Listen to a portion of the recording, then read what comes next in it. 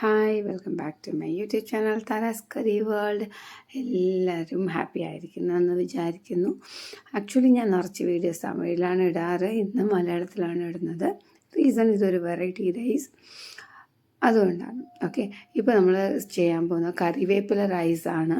അതിനാവശ്യമുള്ള 2 table spoon കടലപ്പരിപ്പ്, 2 table spoon ഉഴുന്നപ്പരിപ്പ്, 2 table spoon തോരൻ പരിപ്പ്, 1 table spoon കൊത്തമല്ലി. Okay, ഇതിനായിട്ട് നല്ലതായിട്ടൊന്ന് വറുക്കുക. ഇതിൽ കുറച്ച് ജീരകം കൂടി ചേർക്കണം. പ്ലസ് ഇതിൽ കുറച്ച് എരി ആവശ്യമുള്ള അളവിന് വറ്റൽ മുളകില്ല അത് ചേർക്കണം. ഞാൻ ചേർത്തില്ല, എന്തോ വെച്ചാൽ എനിക്ക് കുഞ്ഞു കുട്ടിക്കും കൊടുക്കാനുള്ളതാണ്. സോ ഞാൻ എരി ചേർത്തിട്ടില്ല. നിങ്ങൾ എരി ചേർക്കണം.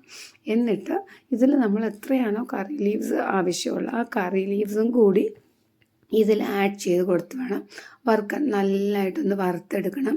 എന്നിട്ട് നമ്മൾ പരിപ്പല്ല യൂസ് ചെയ്യുന്നത്, സോ കായപ്പൊടി ആവശ്യത്തിന് ഇട്ട് കൊടുക്കണം.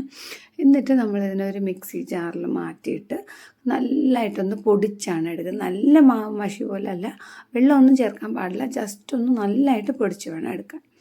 എന്നിട്ട് കുറച്ച് ഞാൻ നല്ലെണ്ണയാണ് യൂസ് ചെയ്യുന്നത്. നല്ലെണ്ണ യൂസ് ചെയ്തിട്ട് കടുക്, ഉഴുന്നമ്പരിപ്പ് ഇതൊക്കെ ചേർക്കാം. ഞാൻ പക്ഷേ കടുക് മാത്രമേ ചേർത്തിട്ടുണ്ട്. എന്താ വെച്ചാൽ എൻ്റെ കുഞ്ഞു കുട്ടി എന്തെങ്കിലും പീസസ് കിടന്നാൽ കഴിക്കില്ല. സോ കാഷ്യൂസ്, നിലക്കടല മാത്രം ഞാൻ ചേർക്കുന്നുണ്ട്. നിങ്ങൾക്ക് വേണമെങ്കിൽ ഉഴുന്നൊക്കെ ചേർത്തൊക്കെ ചെയ്യും. ഞാൻ ജസ്റ്റ് ഈ കടുക് വറുക്കുമ്പോൾ മാത്രം വറ്റൽമുളക് ഇട്ട് കൊടുക്കുന്നുണ്ട്.